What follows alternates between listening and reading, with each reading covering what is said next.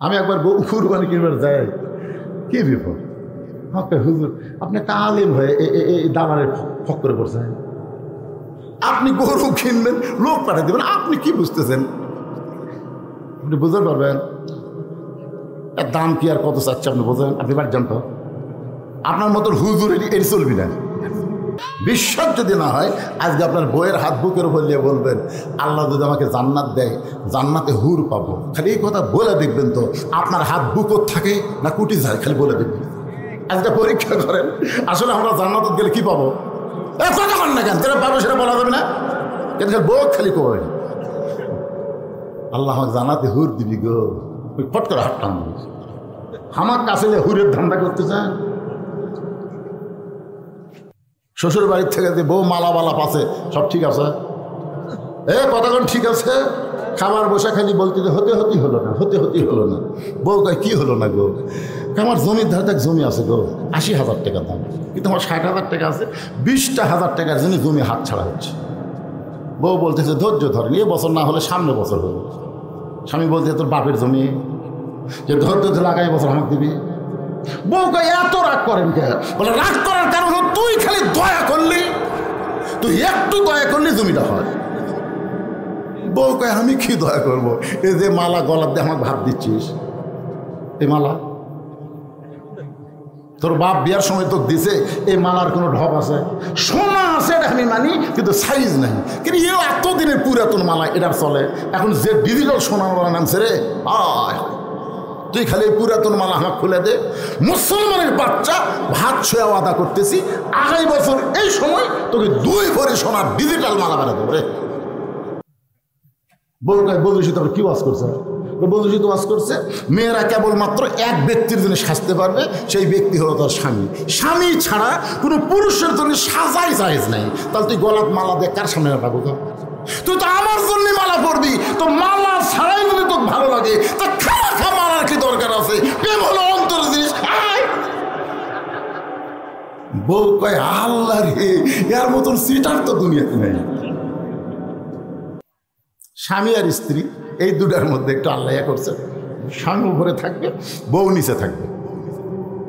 যদি সমান অধিকার চাই তাহলে কি হবে? ওই পদ্মার চরে চাটায়ের ঘর, ইলিশ বিক্রি করে ওরা, জালে জালে নেই। হঠাৎ একদিন উঠছে ঝড়, এত জোরে ঝড় উঠছে, খালি বালু উঠতেছে পদ্মার চর যায়। এখন জালে বলতেছে বউরে আমার পেশা লাগছে তো। বউ বলতেছে খবরদার দরজা জানলা খোলা যাবি না, খুললেই বালু দিয়ে গোটা ঘর মেখে যাবে। স্বামী বলতে তাহলে পেশাব লাগছে কি করি? তাহলে ঘরের কোনাত করি। এত বড় মরদ মরদ কোনাত করলে দুর্গন্ধ লাগবে, তাহলে করবো কি রে? বউ বলে একটা কাম করেন, আপনি আবার কামগর চড়েন, উপরে ওই যন্ত্র বরাবর একটা ছিদ্র করেন, চাটাই তো একটু ছিদ্র করে ওই ছিদ্র দিয়ে কাম সারেন। যখন বইয়ের কান্দর চড়ে ওই ছিদ্র করে ওই দিক দিয়ে পেশাব করছে, 1-1 ঘন্টা হয়, ঝড় থামে না। বউ বলে আমারও তো লাগলো গো, আমি কি করি? স্বামী বলে ছিদ্র করাই আছে, খালি কান্দর চড়বো আর করবো, তোর নতুন করে ছিদ্র করা লাগবে না, ছিদ্র করাই আছে। এবার স্বামীর কান্দে চলে ছিদ্র বড় পেশাব করে, সব পেশাব দিয়ে স্বামীর বুক দিয়ে দেয়। স্বামী এই পাগলি কোন জায়গায় পেশাব করিস আর কোন জায়গায় পড়ে? বউ বলে মোর স্বামী জানো না, সব জায়গায় সমান অধিকার চলে না। ধরে কোন কথা ঠিক কিনা? ফাতেমা, এক নারীর প্রশংসা আর এক নারীর কাছে করা যায় না। ধৈর্য নিয়ে দুনিয়ার কোনো নারীর প্রশংসা শুনবি না। ধরে কোন কথা ঠিক কিনা? বিশ্বাস যদি না হয় আজকে আপনার বইয়ের হাত বুকের উপর দিয়ে বলবেন আল্লাহ যদি আমাকে জান্নাত দেয় জান্নাতে হুর পাবো, খালি এই কথা বলে দেখবেন তো আপনার হাত বুকর থাকে না কুটি যায়, খালি বলে দেখবেন। আজকে পরীক্ষা করেন আসলে আমরা জান্নাতে গেলে কি পাবো, কথা কন না কেন, যেটা পাবো সেটা বলা যাবে না, কিন্তু বউ খালি কই আল্লাহ আমাকে জান্নাতে হুর দিবি গো, ওই ফট করে হাত টান দিবি। আমার কাছে হুরের ধান্দা করতে চান?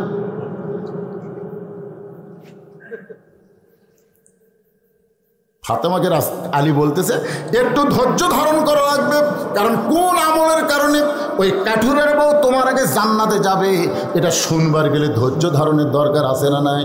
সঙ্গে সঙ্গে ফাতেমা বললেন ইন্নাল্লাহা মা'আস সাবিরিন, ধৈর্যশীলদের সঙ্গে কে আছে? আরো জোরে বলেন। আলী বললেন ফাতেমা তাহলে শুরু করলাম। তোমার কি মনে আছে একদিন ঘরের মধ্যে দুপুর বেলায় তুমি আমার সামনে কান্নাকাটি শুরু করে দিলে। আমি চোখের পানি মুছে দিয়ে বললাম, ফাতেমা কান্দার কারণ কি? তুমি কইলা, স্বামী গো, আপনার পকেট হাতায় দেখলাম একটা টাকাও নাই, ঘরের মধ্যে দেখলাম কোনো খাবার নাই, আমার বাবার বাড়িতে খোঁজ না দেখলাম আমার বাবার বাড়িতেও কোনো খাবার নাই। কিন্তু আপনি কি জানেন গো স্বামী, আমার হাসান হোসেন ক্ষুধার জ্বালায় কানতে কানতে ঘুমায় গেছে, এখন ঘুম থেকে চেতন পাইলে ওটাই খাবার চাবে, কিন্তু ঘরে কোনো খাবার নাই। আমার দুইটা সন্তান যদি খাবার জন্য কান্দে, আপনার কষ্ট না হলেও আমি মা কিন্তু সহ্য করতে পারবো না। আলী বলে, ফাতেমা তাহলে তুমি কি বলবার চাও? ফাতেমার সঙ্গে সঙ্গে একটা ওড়না বের করে স্বামীর হাতে দিয়ে বলে, স্বামী গো, এই ওড়নাটা আমি যত্ন করে রেখেছি, আমি মাঝে মধ্যে পরি, আর ওড়নাটা পরবো না, আমার বড় পছন্দের ওড়না, এই ওড়নাটা আপনাকে দিয়ে দিলাম। এই ওড়না বিক্রি করার যে টাকা হবে, সেই টাকা দিয়ে আজকের মতো আপনি খাবার নিয়ে আসবেন। হযরত আলী বলে, ফাতেমা তোমার ওড়নাটা আমার পকেটের মধ্যে ঢুকায় দিয়ে আমি বাজারের দিকে রওনা দিলাম। আমার মনের মধ্যে কোনো শান্তি নাই, কারণ আমার বিবির ওড়না আজকে বিক্রি করা লাগবে। যদি বিক্রি করবার যায় আর খরিদ্দার যদি হঠাৎ জিজ্ঞাসা করে ফেলে, আলী ভাই ওড়নাটা কার, আর আমি যদি বলি আমার বইয়ের ওড়না, তাহলে পুরুষ মানুষ মাত্রই মনে করবে যে এই স্বামী বইয়ের জিনিস বেচা খায়, এই স্বামী হলো দুর্বল স্বামী। আপনার কোনদিন বইয়ের জিনিস বেচা খাচ্ছেন? খাননি? শ্বশুর বাড়ির থেকে যে বউ মালাবালা পাচ্ছে, সব ঠিক আছে? কতক্ষণ ঠিক আছে? খাবার বসে খালি বলতে যে হতে হতেই হলো না, হতে হতেই হলো না। বউ কয়, কী হলো না গো? আমার জমির ধারে এক জমি আছে গো, ৮০,০০০ টাকা দাম, কিন্তু আমার ৬০,০০০ টাকা আছে, ২০,০০০ টাকার জন্য জমি হাত ছাড়া হচ্ছে। বউ বলতেছে, ধৈর্য ধরেন, এ বছর না হলে সামনে বছর হবে। স্বামী বলছে, তোর বাপের জমি, যে ধৈর্য ধরে লাগাই বছর আমাকে দিবি। বউ কয়, এত রাগ করেন কে? বলে, রাগ করার কারণ হলো তুই খালি দয়া করলি, তুই একটু দয়া করলি জমিটা হয়। বউ কয়, আমি কি দয়া করবো? এই যে মালা গলার দিয়ে আমাকে ভাত দিচ্ছিস, এই মালা তোর বাপ বিয়ার সময় তোকে দিছে, এই মালার কোনো ঢপ আছে? সোনা আছে এটা আমি মানি, কিন্তু সাইজ নাই। কিন্তু এও এতদিনের পুরাতন মালা, এটার চলে। এখন যে ডিজিটাল সোনার মালা নামছে রে, তুই খালি পুরাতন মালা আমাকে খুলে দে। মুসলমানের বাচ্চা, ভাত ছোঁয়া আদা করতেছি, আগামী বছর এই সময় তোকে 2 ভরি সোনার ডিজিটাল মালা বানা দেবো রে। এমন পোষ মারছে, বুঝলেন? ওই মালা খোলা স্বামীর হাতে দিচ্ছে। স্বামী বিক্রি করে জমি লিছে 1 বছর, আর কোনো খোঁজ নেই। 1 বছর পরে মেয়ে বউ বলতেছে, কে গো, গত বছর এই দিন মালা খুলে দিলাম, 1 বছর হয়ে গেল, আপনি আমার 2 ভরি সোনার মালা দিবার চাইছিলেন। স্বামী বলতেছে, তুই বলবি সে তো ওয়াজ শুনিস না। বলবি সে তো কি ওয়াজ করছে? বলবি সে তো ওয়াজ করছে, মেয়েরা কেবলমাত্র এক ব্যক্তির জন্য সাজতে পারবে, সেই ব্যক্তি হলো তার স্বামী। স্বামী ছাড়া কোনো পুরুষের জন্য সাজাই জায়েজ নাই। তাহলে তুই গলাত মালা দিয়ে কার সামনে রাখবো? তুই তো আমার জন্য মালা পরবি, তো মালা ছাড়াই যদি তোকে ভালো লাগে, তা খা মালার কি দরকার আছে? প্রেম হলো অন্তর জিনিস। বউ কয়, আল্লাহ রে, এর মতন সিটার তো দুনিয়াতে নেই। এইরকম কিছু স্বামী আছে না নাই? বইয়ের জিনিস বেচা খাই, জোরে বলেন কার জিনিস? আলী বলতেছেন, ফাতেমা তোমার ওড়না বিক্রি করবার যা বারবার আমার মনে হয়, যদি খরিদ্দার হঠাৎ জিজ্ঞাসা করে ওড়নাটা কার, আর আমি যদি বলি আমার বউ ফাতেমার, তাহলে অবশ্যই মনে মনে বলবে আলী দুর্বল হয়ে গেছে। আলী বলে, ফাতেমা ওই ওড়নাটা পকেটের মধ্যে নিয়ে ঘুরতেছিলাম, বের করার কোনো সাহস পাচ্ছিলাম না। এমন সময় দিকে খরিদ্দার আমার সামনে এসে সালাম দেয়, বলে, আলী ভাই আপনি মনে হয় কিছু বিক্রি করবেন। আলী বলে, ফাতেমা আমি আশ্চর্য হয়ে গেলাম, পকেটের ওড়নার খবর আল্লাহ জানে, আমি জানি, দুনিয়ার কেউ জানে না। অথচ খরিদ্দার বলতেছে আপনি মনে হয় কিছু বিক্রি করবেন। আমি পকেট থেকে ওড়না বের করলাম, তাকায় দেখি খরিদ্দার ব্যাগের মুখটা ফাঁক করে ধরলো, ব্যাগের মধ্যে ওড়না দিলাম। ওই খরিদ্দার একটাবার ওড়নার দিকে তাকাইলো না, ব্যাগের মাঠটা চাইপা ধরে আমার হাতে 6টা দিরহাম দিয়া খরিদ্দার যখন চলে গেল, ফাতেমারে শোনো, ওই 6টা দিরহাম আর দৌড় দিলাম খাবার দোকানে। দোকানদারকে বললাম, ভাই দেরি করো না, এই 6টা দিরহামের যে খাবার হবে একটা টোপলা করে আমার হাতে দিয়ে দাও। দোকানদার 6টা দিরহামের খাবার টোপলা করে যখন আমাকে দিবে, আমি 6টা দিরহাম দিব, টোপলাখানা নিব। এমন সময় একটা ফকির এসে আমাকে সালাম দেয়, বলে, আলী রে আজকে 3 দিন হলে আমার বাড়িতে কোনো খাবার নাই। আলী 3 দিন হলো আমার বাড়িতে কোনো খাবার নাই, আল্লাহর হস্তে থেকে একটু খাবার দিবার পারবা না?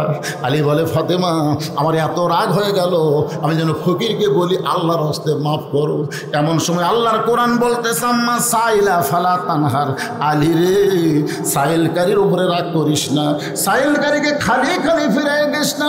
আমি তখন মনে মনে সিদ্ধান্ত নিলাম 6টা দিরহামের মধ্যে 1টা দিরহাম ফকিরকে দেব, 5টা দিরহামের খাবার নিয়ে হাসান হোসেনের কাছে যাব।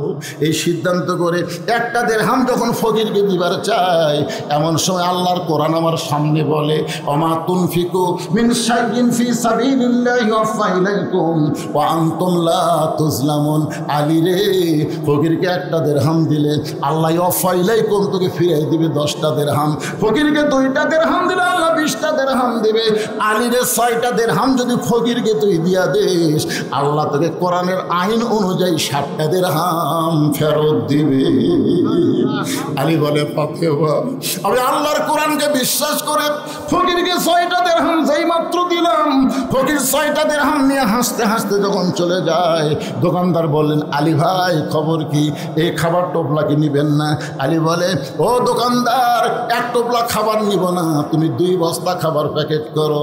আলী বলতে ফাতেমা রে দোকানদারকে 2 বস্তা খাবার প্যাকেট করার কথা বলে আমি বাজারের মধ্যে মন খারাপ করে ঘুরতেছিলাম, আবার বিশ্বাস করতেছিলাম আল্লাহ কোনোদিন ওয়াদা খেলাপ করবে না।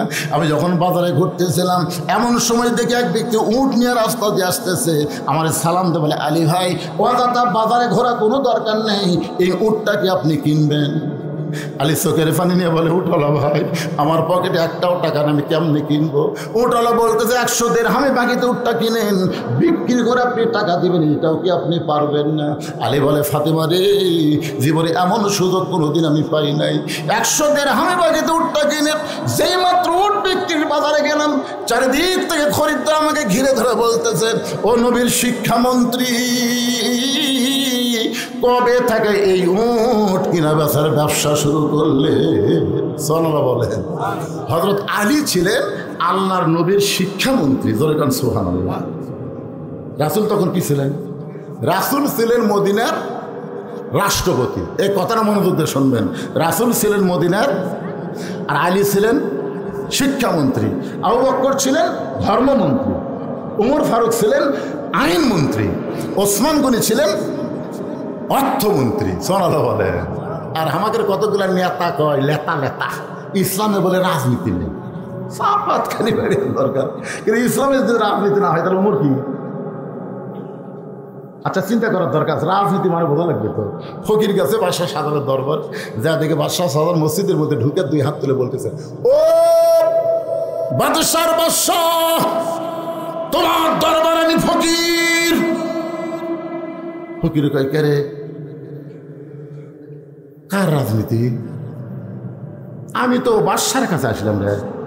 আসে থেকে বাদশাই ফকির, তাহলে রাজাকে?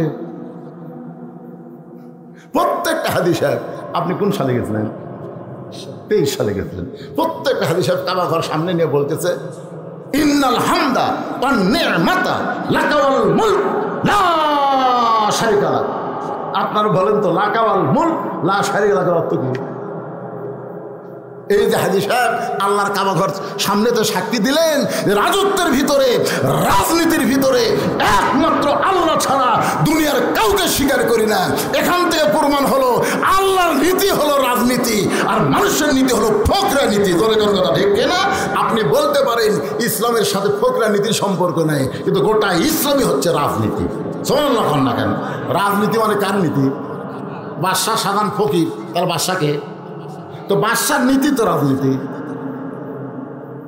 বুঝতে পারেন না? আল্লাহ গানিয়ন ও আনতুমুল ফুকারা, আল্লাহ হলো ধনী, আমরা কি? একটু জোরে কর না কেন? তাহলে আমাদের নীতির নাম কি? না নিজে ফকির স্বীকার করলেন না ভাইজান, তাহলে আমাদের একটা নীতি আছে না, এই নীতির নাম কি? তাহলে ফখরুল ইসলামের নীতি হলো ফকরা নীতি, রিজভির নীতি হলো ফকরা নীতি, বজরুল নীতি হলো ফকরা নীতি, হাসিল নীতি হলো ফকরা নীতি, তারিখের নীতি হলো ফকরা নীতি, আল্লাহর নীতি হলো রাজনীতি। ধরে গান কথা ঠিক? তাহলে আপনারা কি বলবেন? গোটা ইসলামে আল্লাহর নীতি হলো রাজনীতি আর মানুষের নীতি হলো ফকরা। কথা কর না কেন? আল্লাহর কোরআনের সাথে আপনারা একমত না দ্বিমত? একটু মনোযোগ দিয়ে শুনবেন। নবীর শিক্ষামন্ত্রী এই উটের ব্যবসা কবে থেকে শুরু করলেন? এত বড় একজন আলেম মানুষ উট বিক্রি করবার গেছে। আপনারা ধাপের হাটত কোনদিন গেছেন? আমি একবার কুরবানি কিনবার যাই, কি বিপদ! হুজুর আপনি একটা আলেম হয়ে এই দালালের ফক্করে পড়ছেন। আপনি গরু কিনবেন, লোক পাঠিয়ে দেবেন, আপনি কি বুঝতেছেন? আপনি বুঝতে পারবেন এর দাম কি আর কত চাচ্ছে? আপনি বোঝেন? আপনি বাড়ি যান তো। আপনার মতন হুজুর এটি চলবি না। তা আলীর মতন বড় হুজুর কেউ আছে? আনা মাদিনাতুল ইলমে ওয়া আলী ওয়া বাবুহা। রাসূল বলেছে আমি হলাম ইলমের শহর, আলী হচ্ছে তার দরওয়াজা। ধরে বলেন সুবহানাল্লাহ। সবাই যখন বলে আলী ভাই উটটার দাম কত নিবেন, আলী বলতেছে কত দাম নিব বলবো না, কেউ যদি একটা দেয় সেটাই নিব। একজন দৌড়েছে ওটে রশি ধরে বলতেছে দরদামের কি দরকার, 160 দিরহাম দিয়ে দিল। আলী বলে ফাতেমা উট আমাকে 100 দিরহাম ফেরত দিয়ে বাকি 60টা দিরহাম এক দৌড়ে দোকানদারের কাছে। খবর কি ভাই? বলে আপনার কথা মতো 2 বস্তা প্যাকেট করেছি, দাম কত নিবা? বলে 60 দিরহাম দিলেই চলবে। 60টা দিরহাম দিয়ে 2 বস্তা খাবার কান্দে নিয়ে হযরত আলী যখন ফাতেমার দরজায়, সঙ্গে সঙ্গে দরজা বন্ধ হলো। আপনারা বলেন তো, স্বামী যদি দরজা যায়, দরজা খুলবি না বন্ধ হবে? ফাতেমা দরজা বন্ধ করতে, দরজা দিয়ে কোনো গল্পই চলতেছে না। জানলা দিয়ে বলতেছে অন্যা বিক্রি করার টাকা দেখি, অন্যা বিক্রি করার টাকা দেখি, এক টোপলা হবে। 2 বস্তা কান্দত লিয়া ঢিং ঢিং করে আসছেন। যতক্ষণ পর্যন্ত 2 বস্তা কোথায় পেলেন এটা না বলবেন, আমি ফাতেমা দরজা খুলবো না। 10,000 টাকা বেতনে চাকরি করেন আর 20,000 টাকা বাসা ভাড়া নেন। হাসিনার পিয়ন হলো 400 কোটি টাকার মালিক। মাথা চলে? এই কোন মাথা চলে? একটা পিয়ন বলে 400 টাকা কোটির মালিক আর হেলিকপ্টার ছাড়া বলে যায় না। বেতন পাও 10,000, বাসা ভাড়া 20,000, ইলিশ মাছ নিয়ে আসো, এ নিয়ে আসো, সে আসো, বউ একটা দিনও করে না। খালি বউ যদি দরজা বন্ধ করতে মরদ না খায় মরবো, কিন্তু হারাম খাবো না। প্রত্যেকটা স্বামী সাইজ হবে। জোরে কর কথা কর না কেন? ফাতেমা দরজা বন্ধ করে বলে স্বামী গো, অন্য বিক্রির করে টাকা দিয়ে বড় জোরে 1 টোপলা খাবার হবে। আপনি 2 বস্তা খাবার কোথায় পাইলেন এটা যতক্ষণ না বলবেন ততক্ষণ দরজা খুলবো। আলী বলতেছে ফাতেমা দরজা খোলো। দরজা খুললি আমি বলবো। ফাতেমা বলতেছে আগে বলেন তারপরে দরজা খুলবো। আলী বলতেছে ফাতেমা কষ্ট দিও না, 2 বস্তা কান্দে থাকার কারণে শরীর গরম ভালো লাগছে, একটু দরজা খোলো তারপরে বলবো। ফাতেমা বলতেছে আগে বলেন তারপরে দরজা খুলবো। আলী বলতেছেন ফাতেমা দরজা খোলো তারপরে বলবো। ফাতেমা বলতেছে আগে বলেন তারপরে দরজা খুলবো। এমন সময় আল্লাহর কোরআন আলীর সামনে এসে বলতেছে আর রিজালু কাওয়ামুনা আলান নিসা, পুরুষ থাকবে নারীদের উপরে। যতক্ষণ ফাতেমা দরজা না খুলবে খবরদার বলবি না। সুবহানাল্লাহ খান না কেন? পুরুষ কি নারীর তলে না উপরে? এ কথা কন না কেন? এটা কি আমার কথা কছি না আল্লাহর কথা? তো আজকে আমাদের বাংলাদেশে কিছু মরদ মানুষ আছে, তারা মিছিল করে নারী পুরুষের সমান অধিকার। এরা আল্লাহ বলতেছে আর রিজালু কাওয়ামুনা আলান নিসা, পুরুষেরা থাকবে নারীদের উপরে। আর তুমি বলতেছো সমান অধিকার, তার মানে আল্লাহ চাইতে ভালো বোঝো। নারী যদি মা হয় তাহলে বাবার চাইতে মায়ের মর্যাদা অনেক উপরে। কথা কন না কেন? তাহলে বাবা আর মা আপনি সমান করবার চাইলে হবে? মা বড় না বাপ বড়? একেবারে এতদিন ওয়াজ কি শুনছেন? মা বড় না বাপ বড়? আরো জোরে বলেন, কার পায়ের তলে বেহেশত? কোন বাপের পায়ের তলে বেহেশত দুনিয়ার কেউ বলবে পারবি? আপনারা বলেন তো ছেলে বড় না মেয়ে বড়? একজন কাছে এক মেয়ের বাপ রে, উনি বোধহয় মেয়ের বাপ। ছেলের চাইতে ইসলামে মেয়ের অধিকার অনেক বেশি। সুবহানাল্লাহ না? তুমি মেয়ে হও মা, তোমার অধিকার বেশি। তুমি মা হও, তোমার মূল্য বেশি। কিন্তু এক জায়গাতে একটু স্বামী আর স্ত্রী এই দুটার মধ্যে একটু আল্লাহ করছে। স্বামী উপরে থাকবে, বউ নিচে থাকবে। যদি সমান অধিকার চাই তাহলে কি হবে? ওই পদ্মার সরে চাকায়ের ঘর। ইলিশ বিক্রি করে ওরা, জালে জালে নি। হঠাৎ একদিন উঠছে ঝড়, এত জোরে ঝড় উঠছে, খালি বালু উঠতেছে, পদ্মার সরছে। এখন জালা বলতেছে, বউরে আমার পেশা লাগছে তো। বউ বলতেছে, খবরদার, দরজা জানলা খোলা যাবি না, খুললেই বালু দিয়ে গোটা ঘর মেঘে যাবে। স্বামী বলতে, আমার পেশাব লাগছে, কী করি? তাহলে ঘরের কোনাত করি। এত বড় মরদ মানুষ কোনাত করলে দুর্গন্ধ লাগবে, তাহলে করবো কি রে? বউ বলে, একটা কাম করেন, আপনি আমার কান্দর চলেন, উপরে ওই যন্ত্র বরাবর একটা ছিদ্র করেন, চাটাই তো একটু ছিদ্র করে ওই ছিদ্র দিয়ে কাম সারেন। যখন বইয়ের কান্দর চড়ে ওই ছিদ্র করে ওই দিক দিয়ে পেশাব করছে, 1-1 ঘন্টা হয়, ঝড় থামে না। বউ বলে, আমারও তো লাগলো গো, আমি কী করি? স্বামী বলে, ছিদ্র করাই আছে, খালি কান্দর চলবো আর করবো তো, কারণ নতুন করে ছিদ্র করা লাগবে না, ছিদ্র করাই আছে। এবার স্বামীর কান্দে চলে ছিদ্র বড় পেশাব করে, সব পেশাব দিয়ে স্বামীর বুক দিল। স্বামী এই পাগলি, কোন জায়গায় পেশাব করিস আর কোন জায়গায় পড়ে? বউ বলে, মোর স্বামী জানো না, সব জায়গায় সমান অধিকার চলে না। ধরে কোন কথা ঠিক না? আপনারা বলেন সব জায়গায় সমান অধিকার চলবে? তাহলে এই মিছিল যারা করতেছেন, একটা আমার আয়াতের দিকে খেয়াল করেন। আর রিজালু কাওয়ামুন আলান নিসা, পুরুষ থাকবে নারীদের উপরে। এই আয়াতটাই শালিকে বলতে, শালি রে, যতক্ষণ ফাতেমা দরজা না খুলবে, খবরদার এই বস্তার খবর তুমি বলবা না। অনেকক্ষণ ফাতেমা যখন জেদ করে দরজা না খোলে, তখন হযরত আলী 2 বস্তা কান্দে করে আল্লাহর নবীর দরবারে। নবী তখন বসেছিলেন, আলীর এই অবস্থা দেখে উঠে এসে আলীর কপালে একটা চুমা দিয়া নবী নিজের হাতে আলীর কাঁধ থেকে 2টা বস্তা নামায়া নিলে। সাল্লাল্লাহু খান রাসূল তাকায় দেখে আলীর মুখটা ভার। আল্লাহ রাসূল বলে, আলী, তোমার 2 বস্তা কান্দর থেকে আমি নবী নিজেই নামা দিলাম, তোমার কপালে একটা চুমাও দিলাম, তারপরেও তোমার মুখ ভার কেন? আলী, তোমার মুখটা ভার কেন? আলী বলতেছে, আপনি ভালো হুজুর, আপনি আসলেই মহান, আপনি ভালো, কিন্তু আপনার বেটি। নবী কয়, কি? আর বেটি কি? এই কি কি খবর? না না কিছু না। রাসূল বলে, আলী রে, আমার মেয়ের সম্পর্কে একটা বাজে শব্দ উচ্চারণ করতে পারবি না। দুনিয়ার বহু ধনী যুবক আমার ফাতেমার বিয়ে করবার চাইছিল, তাদের সঙ্গে বিয়ে দিইনি, তোর সঙ্গে কেন দিয়েছি জানিস? আলী বলে, আমি তো জানি না। রাসূল বলে, আলী, ফাতেমা যদি আজকে দরজা খুলতো, বলতো, আলী বল, তুই কি আমার কাছে আসতি? আলী বলতেছে, ইয়া রাসূলুল্লাহ, আপনার মেয়ে যদি দরজা খুলতো, তাহলে আমি কেন আপনার কাছে আসবো?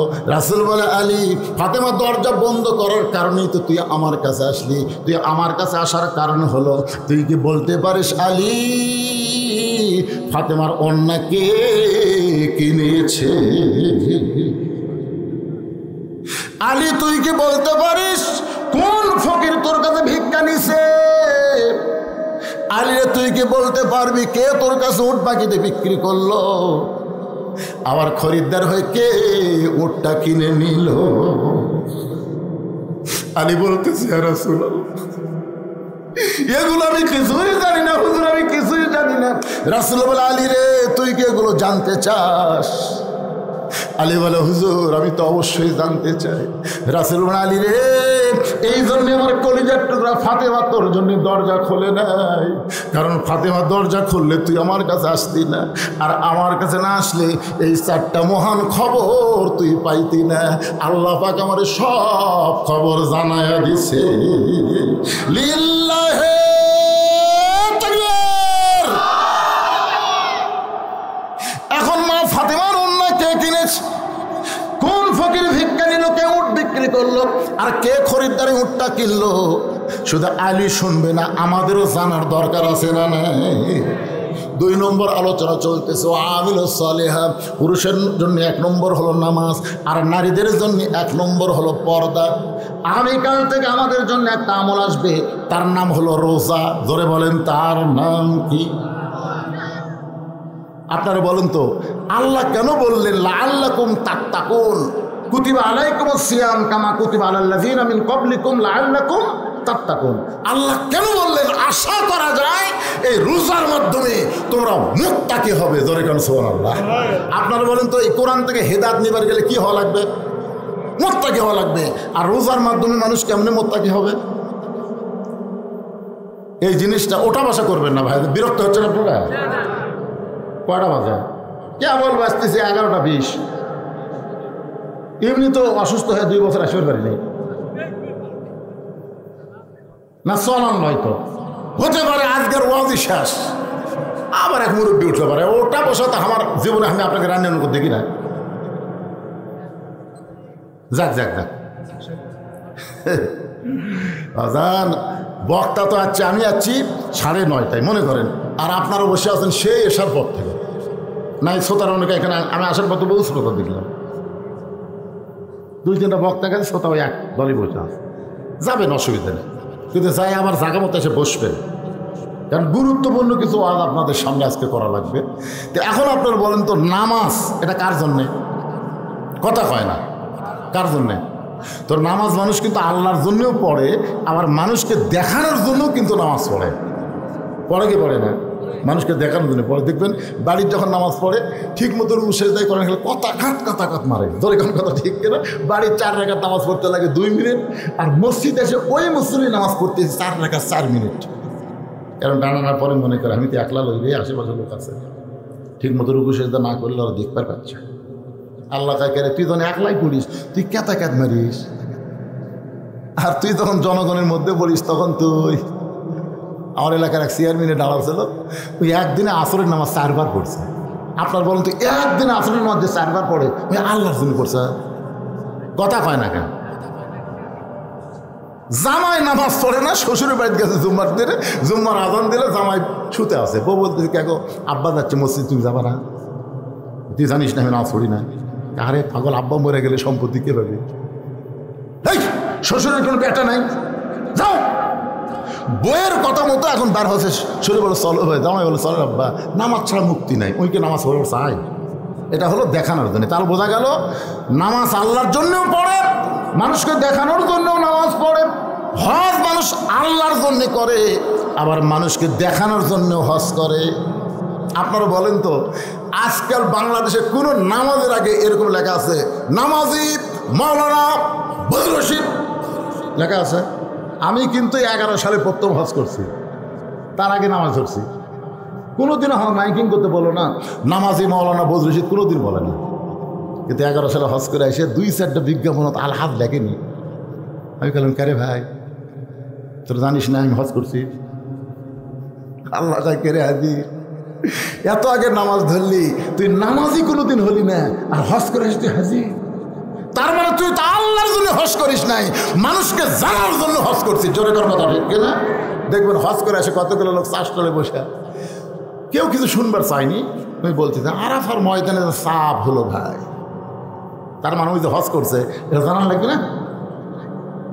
পাথর মারবার যায় ভাই রে, রাস্তা ভুল করছো না ভাই, শোনাবি গল্প, শোনাবি শালা, হজ করছে মানুষকে জানাবি। তার মানে বোঝা গেল আল্লাহর জন্য হজ করে, মানুষকে জানানোর জন্য মানুষ হজ করে। যাকাত মানুষ আল্লাহর জন্য দেয়, আবার মানুষকে জানানোর জন্য যাকাত দেয়। দেখবেন রমজান মাসের 23 তারিখে যাকাত দিবে।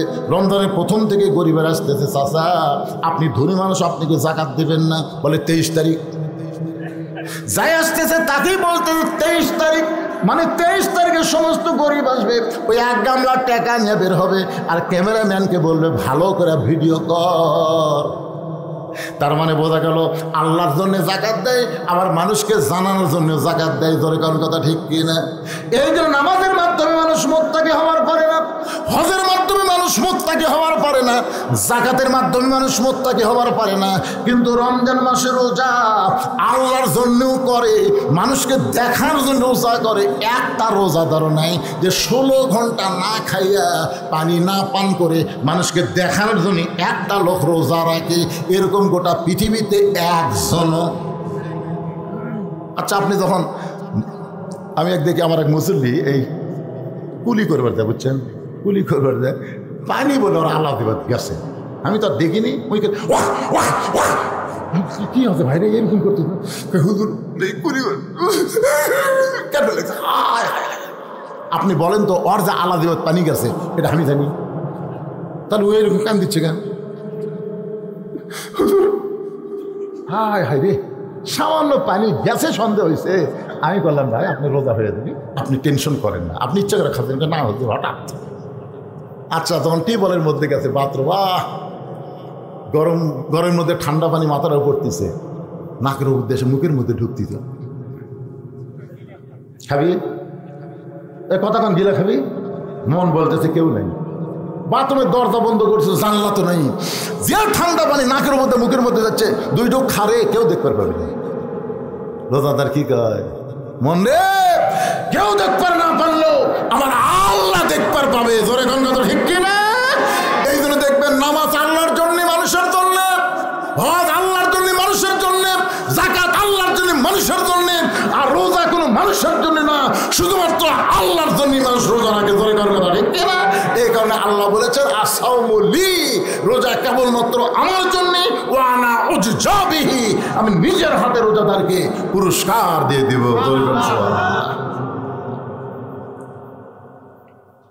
আল্লাহ বলতেছেন সালামুন আলাইকুম তিবতুম ফাদখুলুহা খালিদিন। আল্লাহ বলবে, রে রোজাদারেরা, আমি আল্লাহ তোমাদের জন্য জান্নাতের দরজা খুলে দিলাম, তোমরা জান্নাতে প্রবেশ করো। সঙ্গে সঙ্গে রোজাদার বলবে ওয়াকালুল হামদুলিল্লাহিল্লাযী সাদাকানা ওয়া'দাহু ওয়া আওরাসানাল আরদ। জোরে কান সুবহানাল্লাহ। আপনি যে আমাকে জান্নাত দিবেন সেটা আমরা দুনিয়া শুনিনি। আল্লাহ, আপনি আমাকে জান্নাত দিবেন সেটা আমরা দুনিয়া শুনিনি। শুনেছি তো জান্নাত দিবেন, তা আপনি কি মনে করছেন জান্নাতের দরজা খুলে গেলি আমরা পাগলা হবো? আল্লাহ কয় কি ঠেলা রে, কে রে জান্নাত দিচ্ছি ঢোকো কেন? আপনি কি করছেন? রোজাদার আমাকে না দেখে আমার জন্য রোজা রেখেছে, আমি আল্লাহ তাদের জন্য রায়হান নামক একটা দরজা দিব, সেই দরজাতে রোজাদার ঢুকবে, আল্লাহর সঙ্গে দেখা হবে। জোরে নাম সুবহানাল্লাহ। যতক্ষণ আপনার দেখা না পাচ্ছি কিসের জান্নাত? আপনি কি মনে করছেন আমরা 16 ঘন্টা জান্নাতের জন্য না খাইছিলাম? আল্লাহ কয় আচ্ছা বিপদ। সুবহানাল্লাহ কয় সেই রোজা আসতেছে ভাইজান, কারা কারা রোজা রাখবেন না হাত তোলেন তো দেখি। না না বুঝতে পারেন, এই মাইক আলা ভাই, কি মাইক রে, বুঝতে পারে না।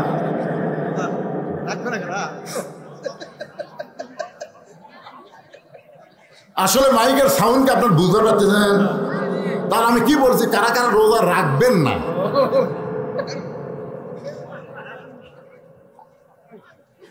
সুবহানাল্লাহ। আল্লাহ আল্লাহ যারা আজকে মাহফিলে বসে আছে সবাই কেমনকে ছোট ছোট বাচ্চাদেরকেও রোজা রাখার তৌফিক দান করে। জোরে করে আমিন। এই বাচ্চাদেরকে নামাজ ধরাবার তো পারেননি, কারণ 7 বছর থেকে তালিম দেওয়া লাগবে, 10 বছর জোর করে ধরা লাগবে। রোজারা ধরান তো দেখেন। হ্যাঁ,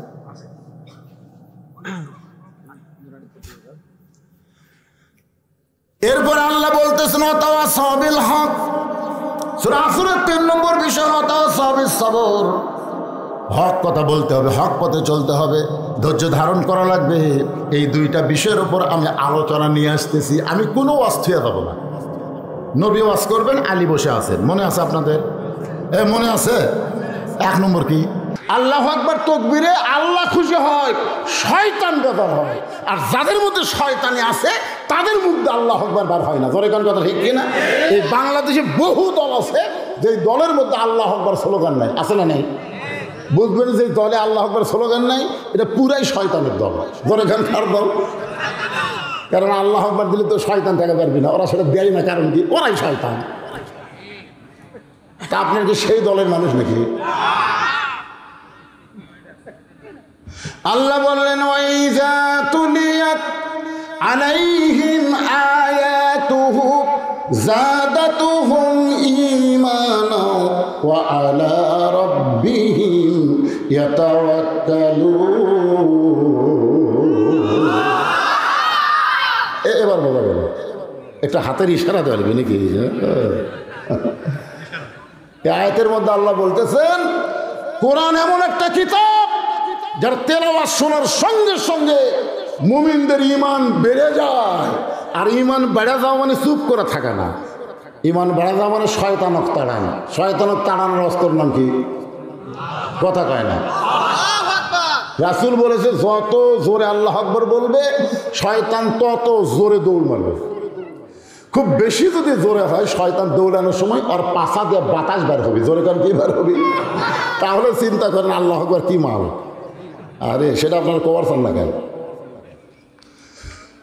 রাত সোয়া 10টার দিকে আমি স্টেজে আইছি, মানে ওয়াজ আলোচনা শুরু করছি। এখন ওয়াজ শুরু করতেই রাত বেশি হয়ে গেছে। এখন যদি আপনারা ঝিমঝিম করেন আর আমি প্যানা ওয়াজ করি তাহলে কাম হবে? সাটানা কাম সারা লাগবে, জোরে এখন কথা ঠিক না? ঘুমও সারান লাগবে, তাফসিরও করা লাগবে, ভিতরে ঢুকানো লাগবে, জোরে এখন কথা ঠিক না? হ্যাঁ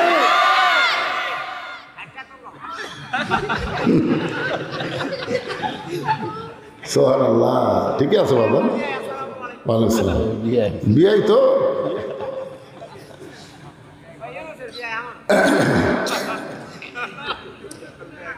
তাহলে কি বিষয় হচ্ছে? আত্তাকুল্লাহ, ভয় করতে হবে কার? আর ভয় করতে গেলে কার আইন মানা লাগবে? মানুষের আইনে ভয় হবে না। সরকার একটা নিয়ম করলো না, মুখত মাস্ক দেওয়া লাগবে, মুখত মাস্ক দেওয়া লাগবে। যখন তাকে আশেপাশে পুলিশ নেই ওই খোলা পকড়ত ভাই মা পুলিশ নেই। তাহলে বোঝা যাচ্ছে মানুষের আইন মানুষ কিন্তু অন্তর থেকে মানে নেয় না, বিপদে পড়ে এখন মানা লাগে, ধরে কোন ঠিক কিনা? কিন্তু আল্লাহর আইন এইটা মানুষ মুখে মুখে মানবে না, অন্তর থেকে মানার একটা পরিবেশ তৈরি হয়ে যাবে, ধরে কোন সুবহানাল্লাহ। সেই পরিবেশটা কেমন? বাংলাদেশের মতন ৯৬টা দেশের খলিফা, নাম হলো হযরত ওমর, আল্লাহর কোরআনকে দেখার জন্য ছদ্মবেশে মদিনার অলি গলি ঘুরতেছেন শুধুমাত্র আল্লাহর কোরআনকে দেখার জন্য। আপনারা আছেন শুনবার, আর ওমর ফারুক ছদ্মবেশে ঘুরতেছে দেখার জন্য, আল্লাহর কোরআন দেখার জন্য। ওমর ফারুক ঘুরতে ঘুরতে দেখেন দুই পাহাড়ের মাঝখানে একটা বিস্তীর্ণ মরুভূমি, ওই মরুভূমির মধ্যে একজন রাখাল উট আর দুম্বা চড়ায়।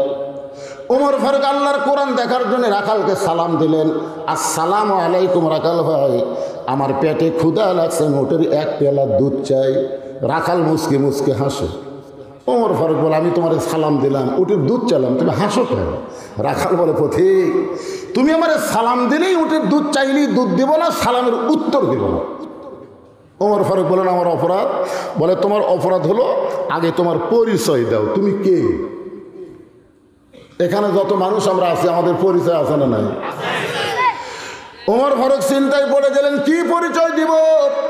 এমন সময় আল্লাহর কোরআন বলতেছে, মিল্লাতা আবিকুম ইব্রাহিম হুয়া সাম্মাকুমুল মুসলিমিন, তোমার জাতির পিতার নাম হলো ইব্রাহিম, হুয়া সাম্মাকুমুল মুসলিমিন, যিনি তোমাদের নাম রেখেছে মুসলমান। তাহলে এখানে যত মানুষ আছি, আমি বক্তা না, চেয়ারম্যান না, অতিথি না, প্রধান অতিথি না, আমরা সবাই হলাম মুসলমান। যেরকম সবাই কি, তার মানে বোঝা গেল আওয়ামী লীগ নাই, বিএনপি নাই, জামাত নাই, জাতীয় পার্টির খাওয়া নাই, আমাদের একটাই পরিচয়, আমরা কি? আমাদের জাতির পিতা হযরত ইব্রাহিম, যিনি আমাদের নাম রেখেছে মুসলমান। যেই বলবো আমাদের পরিচয় কি, সবাই বলবেন মুসলমান। এই সময় যদি কেউ জবান বন্ধ রাখেন তাহলে কিন্তু আপনি বিপদে পড়বেন। আমাদের সকলের পরিচয় কি? কেবারে মুরব্বীরা আপনারও কম, আমাদের সকলের পরিচয় কি? নাম কি? আরো জোরে। ওমর ফারুক বললেন, রাখাল আমার পরিচয় যখন জানতে চাও, আমার পরিচয় হলো মুসলমান। রাখাল বলতেছে, আসল না নকল? ওমর ফারুক বলে, রাখাল মুসলমান তো মুসলমানই, এর মধ্যে আসল নকল কি? রাখাল বলতেছে, আসল মুসলমান যারা হবে তারা চাওয়ার ব্যাপারে সতর্ক থাকবে। তুমি দুধ চাইলা কার কাছে? আসল মুসলমান যারা, তারা বিশ্বাস করে ইয়াকা নাবুদু ওয়া ইয়াকা নাস্তাইন, আমরা গোলামি করি যার, সাহায্য চাই তার কাছে। এই যে ভারত কিছুদিন আগে বলল, বাংলাদেশের জন্য পেঁয়াজ বন্ধ করে দাও, চিনি বন্ধ করে দাও, আলু বন্ধ করে দাও। কি রে ভারত, তোরা বন্ধ করে দিলে বাংলাদেশ না খেয়ে মরবি? আল্লাহ বলতেছে, বাংলার মুসলমান আমেরিকার দিকে, ভারতের দিকে তাকায় থাকে না, বাংলার মুসলমান তাকায় আছে আল্লাহর দিকে। ধরে কার কথা ঠিক না? আমাদের রেজেক দিবেন কে, ভারত না আল্লাহ? এবার আলুর আবাদ বেশি না কম? তোরা বন্ধ করে দিব না লিবু? শিবগঞ্জে আমার শ্বশুর বাড়ি, আমার শ্বশুর এলাকায় লোক বলতেছে যে খালি মাটি টান দিয়ে আলু, ভিতরে কোনো মাটি নেই, খালি বাইরে মাটি মাটি খালি টান দিলে আলু। হাই আলু রে! আল্লাহ কোরআনে বলেন ফালিয়াবুদু রব্ব হাযাল বাইত আল্লাযী আত'আমাহুম মিন জু'ইন ওয়া আমানাহুম মিন খাউফ। ওই ঘরের মালিকের তোমরা গোলামি করো, তোমরা নামাজ পড়ো, দুইটা পুরস্কার সঙ্গে সঙ্গে তোমাদের দেওয়া হবে। 1 নম্বর পুরস্কার হলো তোমাদের রিজিকের কোনো পেরেশানি থাকবে না। 2 নম্বর পুরস্কার হলো কোনো ভয় ভীতি তোমাদের অন্তরে ঢুকবে না, পুরাপুরি যাবতীয় ভয় থেকে আল্লাহ নিরাপত্তা দিয়ে দিবে। কেউ যদি বলে ভারতের বাংলাদেশকে আমরা 15 দিনে দখল করে নেব, আমরা তখন আল্লাহর বিশ্বাস নিয়ে বলবো আয় আয়। তোরা কি মনে করিস তোর কি অ্যাটম বোম, তোদের হাইড্রোজেন বোমা দেখে আমরা ভয় করি না? আমাদের জাতির ভিতর নমরুদের আগুনের চুলার দিকে একবারও তাকাই নাই। আল্লাহ ইব্রাহিমের ইমানের দিকে তাকায় নমরুদের চুলা যদি শান্তির বাগান করে দিবার পরে তোদের বোমা বাংলার মুসলমানের দিকে তাকায়া আল্লাহ মিষ্টি তরমুজ বানায় দেবার পারে। ধরে তোর কথা দেখতে না? মালওয়ানের বাচ্চারা আয়, খালি ঢুকে দেখ।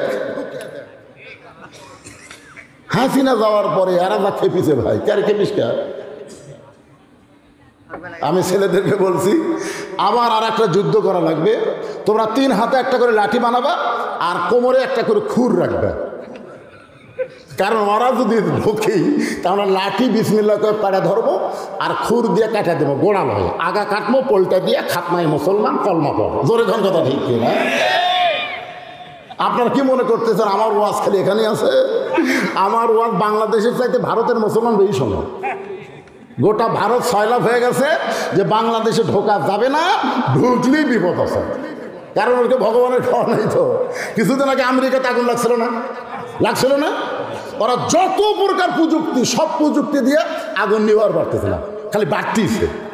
তখন ওই ক্যালিফোর্নিয়ার সরকার মুসলমানের দ্বারস্থ হলো, বলতেছে আমাদের গডের খাওয়া নাই, ঈশ্বর মরে গেছে, ভগবান আউট হচ্ছে, এখন তোমাকে আল্লাহ আকবার আজান দেব। মুসলমানেরা যখন আজান দেওয়া শুরু করলো, যতদূর পর্যন্ত আল্লাহ আকবার শব্দ যায় ততদূর পর্যন্ত আল্লাহ আগুন নিভাইয়া দেয়। তাহলে ক্ষমতা কার হাতে? তোরা ক্ষমতা দেখাস না, তোরা ওই ভুয়া ক্ষমতা নিয়ে বাংলাদেশে ঢুকিস না। কারণ আমরা এমন এক মালক বসে থাকছি যাক মাছে খায় হজম করা পারিনি। জোরে খান কথা দেখতে ইউনুস নবীরে খাইল মাছেতে গিলিয়া, ফেরেশতা পাঠাইলেন আল্লাহ ইসমে আজম দিয়া, দমে দমে সে হরদম পড়ে সে ইসমে আজম, মাছেরই উদর হইতে বাঁচাইলা প্রাণ। সবাই বলেন আল্লাহু আল্লাহু, তুমি জানলে জালালুহু, শেষ করা তো যায় না গে তোমার গুণগান। ওমর ফারুকের চোখে দর দর করে পানি পড়তেছে। ওমর ফারুক বললেন রাখাল ভাই আসলে চাওয়ার ব্যাপারে আমার ভুল হয়ে গেছে, আসলে চাওয়ার ব্যাপারে আমার ভুল হয়ে গেছে। রাখাল বলতেছে তাহলে তওবা করো, ভুল যখন স্বীকার করেছো তোমার বাঁচার বুদ্ধি আছে। এতদিন যারা আওয়ামী লীগ করছে এখন তারা ভুল স্বীকার করেন, কি করবেন? যেই দলের মেম্বার থেকে শুরু করে প্রধানমন্ত্রী পর্যন্ত পলে গেছে, ওই দল আর করে লাভ আছে? কথা হয় না, লাভ আছে? আমরাই তো চার ভাই, আমাকে এক ভাই আওয়ামী লীগ করে, ওই তওবা করে আমাকে দলের দোষ দিতে কি করবেন? ভুল স্বীকার করলেই তওবা করার সুযোগ আছে না নাই? রাখাল বললেন ওমর পথিক তাহলে তওবা করো। ওমর ফারুক বলে রাখাল ভাই আমি তওবা করতেছি। রাখাল বলে তুমি মূর্খ মানুষ, তুমি তওবা কেমনে করবা? আমি তওবা করাই, তুমি আমার সঙ্গে তওবা পড়ো। ওমর ফারুক বলে রাখাল আমি যে মূর্খ এ কথা তোমার কে কইছে? বলে চাওয়ার সতর্কতায় থাকে না, ই হলো গণ্ড মূর্খ। আল্লাহ বাদ দিয়ে রাখালের কাছে যে দুধ চাই, এর চাইতে মূর্খ দুনিয়াতে নেই। আল্লাহ বাদ দিয়ে দয়াল বাবার কাছে যায়। আপনারা বলেন তো শিক্ষিত? আমার দয়াল বাবার দরবারেতে কেউ ফিরে না খালি হাতে। কে রে ভাই সব এইদিকে থেকে আছে, বুঝেন না? কি বুঝতেছেন? যে লোক আল্লাহ বাদ দেয় দয়াল বাবার দরবারত যায়, এই কি শিক্ষিত না মূর্খ? ওই যতই শিক্ষিত হোক চাওয়ার ব্যাপারে হলো গণ্ড মূর্খ। ওমর ফারুক বলে, রাখাল ভাই তখন আমার তওবা পড়ায় দাও। এবার রাখাল হযরত ওমরকে যখন তওবা পড়ায়, ওমর ফারুক চোখের পানি বের করে মনে মনে কয়, আল্লাহ তোমার কোরআন যখন দুনিয়াতে চালু থাকবে, উমর যদি ভুল করে একটা রাখাল পর্যন্ত ভুল ধরতে পারবে। মসজিদের মধ্যে আল্লাহর কোরআন আছে না নাই? ইমাম সাহেব ডবল টাইটেল পাস, দাওরা পাস। আসরের নামাজে 3 রাকাতে বসেছে, 2 রাকাতে বসেছে, আবার 3 রাকাতে বসেছে। 4 নম্বর কাতার এক ভ্যান চলায়। ওই কই কে রে, আসরের নামাজ তো 2 বৈঠক, একটা হলো 2 রাকাত, একটা হলো 4 রাকাত। হুজুর যে 3 রাকাতে বসলো, আল্লাহু আকবার। একটা ভ্যান আল্লাহু আকবার কাছে ইমাম বলতেছে, তুই যতই লোক মাদে, আমি ডবল টাইটেল দাওরা পাস, এতদিন 4 রাকাত পড়াছি, আজকে 3 রাকাতে বসবো, 41 সালের আগে উঠবো না, দেখি কে তোলে আমার। এই কথা বলে ইমাম যদি স্বৈরাচার হয়ে বসে থাকে, আপনার বলেন তো মসজিদের সমস্ত মুসল্লি কার পক্ষে যাবে? নেতার পক্ষে না ভ্যানালার পক্ষে? কেন কেন ভ্যানালার পক্ষে? কারণ ভ্যানালা ঠিক, ইমাম বেঠিক। মসজিদে আল্লাহর আইন চলে বলে আজও স্বৈরাচারী হওয়ার কোনো সুযোগ হয় নাই। আর সমাজে মানুষের আইন চলে বলে সবাই ইচ্ছা মতো কাজ করতেছে। জোরে কোন কথা ঠিক কিনা? এবার রাখাল হযরত ওমরকে তওবা পড়াচ্ছেন। যারা মাগরিব এশার নামাজ না পড়াবার শুনতেছেন, ফজর পর্যন্ত বাঁচার কোনো গ্যারান্টি? তাহলে সকলে আপনারা পড়েন, যারা পড়েছেন তারাও পড়েন, কারণ আপনি যেভাবে নামাজ পড়া দরকার সেইভাবে হয়তো আদায় করতে পারেন নাই। এই যে সকলে তওবা করতে কি আমাদের আপত্তি আছে? তাহলে সবাই জবান খুলে বলেন, আস্তাগফিরুল্লাহ রব্বি মিন কুল্লি জামবিন ওয়া তুবু ইলাইহি। ওমর ফারুক তওবা করার পরে বলতেছে, রাখাল ভাই আল্লাহর হস্তে ওটের 1 পেয়ালা দুধ দাও। কার হস্তে? রাখাল মুচকি মুচকি হাসে। ওমর ফারুক বলে, রাখাল আবার হাসার কারণ কি? বলে, হাসার কারণ হলো তওবা করার পরে তুমি আবার মুনাফিকি করলে। যেই কইছে মুনাফিক, ওমর ফারুকের চেহারা রক্তের মতো লাল হয়ে গেল। মুখে যা আসে তাই বলিস কেন? কারণ ওমর ফারুক জানে মুনাফিকের জায়গা হলো জাহান্নামের সবচাইতে নিচে। জোরে কোন ঠিক কিনা? কাফেরেরা থাকবে জাহান্নামের উপরে, আর মুনাফিক থাকবে জাহান্নামের নিচে। কাফেরেরা পেশাব পায়খানা করবে, ওই পেশাব পায়খানা মুনাফিকের খাদ্য হবে। সাহাবেরা বলল, হুজুর এ বদমাইশ মুনাফিক কোন দল থেকে বের হবে? আল্লাহ রাসূল বললেন, আফসোস করতে হবে, এই মুনাফিকের আবাদ হবে মুসলমানের ভিতরে। প্রত্যেক ভোটের সময় আমাদের বাংলাদেশের অধিকাংশ মানুষ মুনাফিক হয়ে যায়। যখন যায় আসে কয়, আপনি কি দেবো ভাই? ওই যে কাক দিবি ওই নিজেই জানা। কি মুনাফিক বোঝেন? মুনাফিকের চিহ্ন কয়টা? কোনো কিতাবে 4টা, কোনো কিতাবে 3টা। তার মধ্যে একটা চিহ্ন হলো ওয়াদা খেলাফ করে। জোরে কোন কি খেলাফ করে? কথায় কথায় মিথ্যা কথা বলে, আমানতের খিয়ানত করে। আল্লাহ কোরআনে বলেছেন, ইন্নাল্লাহা ইয়ামুরুকুম আন তুআদ্দুল আমানাতি ইলা আহলিহা। রে মুসলমান, ভোট হলো তোমাদের একটা আমানত। আল্লাহ কোরআনে বলতেছেন, তুমি যাকে সাক্ষী দিবা, যে মার্কা ছিল মারবা, এটা তোমার একটা আমানত। এজন্য একটা কথা নাই, আমার ভোট আমি দিব, যাকে খুশি তাকে না। এটা স্বৈরাচারী কথা।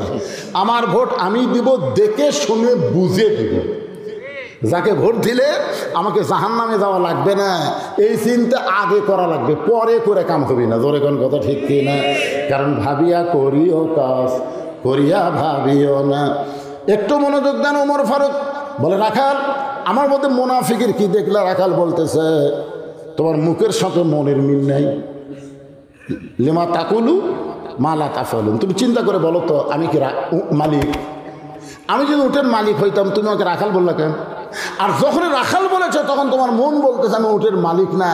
আর মালিক বাদ্দা রাখালের কাছে চাইলেও, রাখাল আল্লাহর হস্তে চাইলেও দিবার পারবে না। যার প্রমাণ আমি নিজে তার প্রমাণ।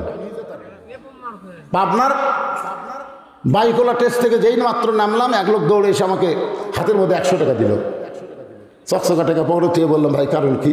বলে, হুজুর দোয়া করেন, আমার বইয়ের পেটে একটা বাচ্চা হয়েছে, আল্লাহ যেন পুত্র দেয়। যেই কাছে পুত্র দেয় পকেট তার 200 বের করে দিলেন। তো দোয়া আছে টাকা না, পাগলা আমি 3 মেয়ের বাপ, আমার দোয়া দিয়ে যদি পুত্র হয় তাহলে আল্লাহ আমাকে আগে একটা দিতে হবে। তুই কি মনে করছিস যে পরপর 3টা মেয়ে হচ্ছে আমি বেটার জন্য দোয়া করবি? তো বলে হতো তাহলে আপনি টাকা আপনি নেন, আমার ওরে যেই টাকা দিয়েছি মারতেছি দৌড়। আমি কোথায় যাবি? বলে ওই হুজুরের কাছে যাবো, তার বেটা সওয়াল আছে। আমি পাগলা, কোনো হুজুরের কাছে না, কোনো পীরের কাছে না, কোনো বাবার কাছে না। বাবার যদি চাও আল্লাহর কাছে চাও। ধরে দেওয়ার মালিক কে? আমাকে দেয়নি বলে তোমাকে দিবে না তা তো নয়। তোমার চাওয়া তুমি চাও, তোমার চাওয়া যেভাবেই পারো, আরবিতে বলো, ইংরেজিতে বলো, বাংলাতে বলো, শুদ্ধ ভাষায় বলো, অশুদ্ধ ভাষায় বলো, সাহিত্যের ভাষায় বলো, গ্রামের ভাষায় বলো, যে ভাষায় বলো, সব ভাষা আল্লাহ বোঝে কি বোঝে না? তো হুজুরের কাছে আলো বোঝে। একটু মনোযোগ দেন। রাখাল মানে পথিক। সত্যি যদি আল্লাহর হস্তে 1 পেয়ালা উটের দুধ চাও, তাহলে এখান থেকে মালিকের বাড়ি হলো 10 মাইল দূরে। ওই মালিকের বাড়ির দরজাত গিয়ে বলো, মালিক তোমার রাখাল উট আর দুম্বা চড়াই। তুমি মালিক যদি হুকুম দাও, রাখাল আল্লাহর হস্তে উটের 1 পেয়ালা দুধ দিবে। ওমর ফারুক বলে, রাখাল ভাই অত কষ্ট করে মালিকের বাড়ি যাওয়ার দরকার নাই, বরং তোমাকে 2টা টাকা দিলাম, এই 2টা টাকার বিনিময়ে তুমি উটের 1 পেয়ালা দুধ দাও। রাখাল মুসকি মুসকি হাসে। ওমর ফারুক বলে, হাসো কেন? বলে, হাসার কারণ হলো তুমি হজরত উমরকে চেনো। তুমি যে এতক্ষণ হলে আমার সাথে ফাজলামি করতেছে, তুমি হজরত উমরকে চেনো না। যদি হজরত উমরের চিন্তা এরকম বেআইদা কথা বলতে হয়। উমরের গুপ্ত বাহিনী ঘুরতেছে, দূর থেকে যদি দেখ পারবাই তুমি আমাকে 2 টাকা ঘুষ দিছে, আর আমি মালিক বাদে তোমাকে উঠে 1 পেয়ালা দুধ দিলাম, তাহলে তোমাকেও ধরবে আমাকেও ধরবে। এই বয়সে কি তুমি ধরা পড়বার চাও? ওমর ফারুক বলে, রাখাল তাহলে পাহাড়ের গুহার মধ্যে যাই, তোমার গোপনে 2টা টাকা দেবো, তুমি গোপনে উঠে 1 পেয়ালা দুধ দিবা। ওমরের গুপ্ত বাহিনী ধরতে পারবে না, তোমার মালিকও জানতে পারবে না। রাখাল চিল্লায় বলে, তুমি ভণ্ড, তুমি ভণ্ড, তুমি ভণ্ড। ওমর ফারুক বলে, রাখাল আমারে ভণ্ড বলার কারণ কি? রাখাল বলে, পথিক যেখানে উমরের গুপ্ত বাহিনী দেখতে পায় না, আমার মালিক জানতে পারে না, রাখালের আল্লাহ দেখতে পায়। সঙ্গে সঙ্গে হক উমর মারছে দৌড়। 1 দৌড়ে পাহাড়ের পাদদেশে গিয়ে 2 রাকাত নামাজ পড়ে আল্লাহকে বলতেছে, আল্লাহ তোমার কোরআন এত সুন্দর, তোমার কোরআন যখন দুনিয়াতে চালু হয়ে যায় তখন কেউ না দেখলো আল্লাহ দেখে, এই বিশ্বাস মুসলমানের কলিজায়। তাহলে আত্মাকুল্লাহ ডিগ্রি অর্জন করতে গেলে কেউ না দেখলো কে দেখতেছে? ওই যে দরজা জানলা বন্ধ করে কম্বলের তলে চালু করে দিছে। এদের ছেলেরা মনে করতে বাপ মা ঘুমে গেছে, জানলা দরজা বন্ধ, ল্যাপের মধ্যে তুই হাঁটুর মধ্যে ছুঁয়ে দেখি, কে দেখবি রে? মানুষের আইন যখন চালু থাকবে কে দেখবে? বিশ্বাস হবে না। আর আল্লাহর কোরআন যখন চালু হবে তখন বিশ্বাস হবে, কেউ না দেখলেও আল্লাহ দেখতেছে। ধরে কোন কথা ঠিক কি না? ওমর ফারুক কান্দের বলে, আল্লাহ তোমার কোরআন এত সুন্দর, আমি এতক্ষণ রাখালকে দেখি না, রাখালের ভিতরে তোমার কোরআন শরীফ দেখতে পাই। রাখাল পিছনে গিয়ে বলতেছে, যতই কান্দ উটের দুধ দেওয়া গেল না। ওমর ফারুক বলে, রাখাল ভাই উটের দুধের কোনো দরকার নাই, বরং তোমার কাছে আমি জানতে চাই, তুমি না দেখা আল্লাহকে কলিজার মধ্যে জায়গা দিয়ে তুমি যে আল্লাহর কোরআন অনুযায়ী চলতেছো, এর বিনিময়ে তোমার চাহিদা কি? আল্লামা সাইদি হুজুর 13 বছর অন্যায়ভাবে তাকে জেলখানায় বন্দি রাখছে। জোরে কোন কথা ঠিক কিনা কথা বলো? আপনারা বলেন তো সাইদি হুজুরের কোনো দোষ আছে? একটা হিন্দু যাকে সাক্ষী করা হয়েছিল, সে বলে আমি সাক্ষী কেমনে দিব? যাকে ফেরেশতার মতন মানুষ দেখেছি হওয়ার পর থেকে সে কোনোদিনও কোনো অন্যায় করেনি, তার বিরুদ্ধে সাক্ষী কেন দেব? ওকে ধরে নিয়ে যায় ভয়ে ভারতে পালায় গেছে। চিন্তা করছেন? যাই একটা অপরাধ করেনি, একটা দোষ করেনি, বিনা দোষে তাকে 13 বছর জেলখানায় বন্দি করে রাখলো। আবার জেলখানার মধ্যে মৃত্যু হয় না বলে জেলখানা থেকে বের করে হাসপাতাল নিয়ে গিয়ে তাকে হত্যা করা হলো। ধরে বলেন কথা ঠিক কিনা? বাংলাদেশের সমস্ত মুসলমান জানে আল্লামা সাইদি তুমি মরনি, শহীদ হয়েছ আমরা এটাই জানি। আপনারা বলেন তো আমির হামজার কোনো দোষ আছে? মামুনুল হকের কোনো দোষ আছে? বউগুলা ধরা পড়তে আর সাংবাদিক বলে কাবির আছে। কি ষড়যন্ত্র দেখছেন, কি ষড়যন্ত্র। আল্লাহর বান্দার একটু মনোযোগ দিয়ে শুনবেন। ওমর ফারুক চোখের পানি বের করে বলতে, রাখাল ভাই, এই না দেখা আল্লাহকে কলিজার মধ্যে জায়গা দিয়ে আল্লাহর কোরআন অনুযায়ী তুমি চলতেছ, এর বিনিময়ে তোমার চাহিদা কি? রাখাল ছোট বাচ্চার মতন কান্দে। ওমর ফারুক করে, রাখাল কান্দতেছ তার মানে? বলে, ভাই আমার চাহিদা হলো, শুনবেন। ওমর ফারুক বলে, বলো তো তোমার চাহিদা কি? সঙ্গে সঙ্গে রাখাল কোরআন থেকে একটা আয়াত তেলাওয়াত করতেছেন। রব্বানা পড়েন, রব্বানা আতিনা ফিদ দুনিয়া হাসানাতাও ওয়া ফিল আখিরাতি হাসানা ওয়া কিনা আযাবান্নার। আল্লাহু আকবার। ওমর ফারুক বলে, রাখাল আমি মূর্খ মানুষ, তোমার চাহিদার কথা শুনতে চাইলাম, তুমি কোরআনের আয়াত শোনা না। রাখাল বলে, তুমি আসলেই মূর্খ। এই আয়াতের মধ্যে দুইটা চাহিদার কথা আমি বলেছি, তুমি খেয়াল করে দেখো।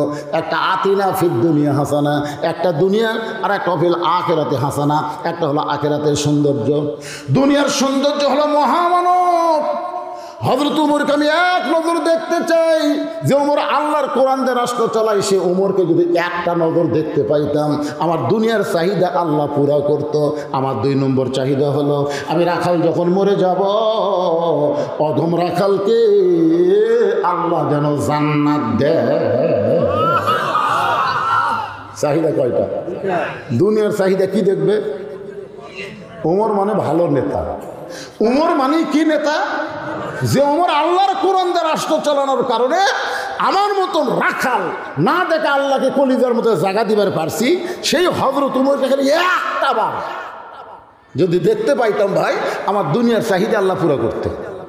আমার 2 নম্বর চাহিদা হলো, আমি যখন মরে যাব, অধম রাখালকে আল্লাহ যেন জান্নাত দেয়। ওমর ফারুক দৌড়ে এসে রাখালের হাতের খপ করে ধরছে, ধরে 3টা চুমা খাচ্ছে। রাখালকে পাগলা নাকি রে, আমার ঘামা হাতে চুমা খেলে। ওমর ফারুক বলে, রাখাল ভাই, তোমার 2 নম্বর চাহিদা আল্লাহ পুরা করছে। পুরা করবে না, পুরা করবে না, ভবিষ্যৎ না, পুরা করছে।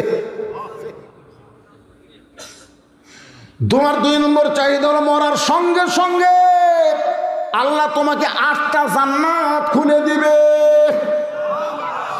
আপনারা সুবহানাল্লাহ আল্লাহু আকবার বলতেছেন, কিন্তু রাখাল কথা কয় না। ওমর ফারুক বলে, রাখাল তোমার 2 নম্বর চাহিদা, মরার সঙ্গে সঙ্গে আল্লাহ তোমার জান্নাত দেবে। রাখাল কয়, ভালোই তো, তুমি চালাক, মরার পরে আল্লাহ জান্নাত দিবে, এই বাকি কথা ভালোই বলতেছো, কিন্তু হযরত উমরকে এক নজর দেখতে পাবো, এই লগত কথা বলতে তোমার কোন জায়গা বাজায়? মরার পরে জান্নাত, এটা কি বাকি? মরার পরে কি? জোরে কর, মরার পরে জান্নাত, এটা কি বাকি? আর হযরত উমরকে দুনিয়াতে দেখাইতে হলো নগদ। তুমি নগদের কথা না বলে বাকির কথা বলতেছো। ওমরের চোখটা দর দর করে পানি পড়তেছে। যে রাখাল আমাকে তওবা পড়াইছে, যে রাখাল আমাকে মুনাফিক কইছে, যে রাখাল আমাকে ভণ্ড কইছে, এখন যদি বলি আমি ওমর বলাও সারা, রাখাল হাত ফের করে মরাও সারা। ওমর ফারুক চিন্তায় পড়ে গেলেন, কি করব? এমন সময় আল্লাহর কোরআন বলতেছে, উদউ ইলা সাবিলি রাব্বিকা বিল হিকমাহ। ওমর, যদি ডাইরেক্ট বলবার না পারিস, তাহলে হিকমত অবলম্বন কর। উমর ফারুক বলে, রাখাল সত্যি যদি উমরকে দেখতে চাও, তাহলে তোমাকে ফজরের নামাজ সামনে কাতারে আদায় করা লাগবে। ফজর যদি সামনে কাতারে আদায় করো, তাহলে মেহরাবের মধ্যে যেই মানুষটা ইমামতি করবে, ওই মানুষটি হলেন হযরত উমর। তাহলে আল্লাহর কোরআন দিয়ে যখন রাষ্ট্র চলবে, শুধু এমপিগিরি করলে হবে না, মন্ত্রীগিরি করলে হবে না, বড় মসজিদের ইমামও হওয়া লাগবে। জোরে কোন ঠিক কিনা? আমাদের বাংলাদেশে যারা নেতা হবার চায়, সূরা ফাতিহাও ঠিক মতো কবার জানে না। জোরে কোন ঠিক কিনা? আল্লাহর কোরআন দিয়ে রাষ্ট্র চললে ওরকম ভুয়া নেতার খাওয়া নাই। ভুয়া নেতার কি নাই? ভুয়া নেতা। জোরে কোন কি নেতা? সত্যি যদি হযরত ওমরকে দেখতে চাও, তাহলে মসজিদ নববীর সামনে কাতার নামাজ পড়া লাগবে। মেহরাবের মধ্যে যেই মানুষটা ইমামতি করবে, ওই মানুষটি হলেন হযরত ওমর। রাখাল ছোট বাচ্চার মতন ফুবা ফুবায় কাঁদতেছে। ওমর ফারুক, রাখাল কান্দো কেন? বলে, কান্দার কারণ হলো আমি বারান্দায় নামাজ পড়ি। ওমর ফারুক বললো বারান্দা পড়বো না, সামনে কাতারে যাবা। রাখাল বলে কেমনে? মসজিদের মধ্যে দামি দামি সাহাবী নামাজ পড়ে আমি রাখাল হয়ে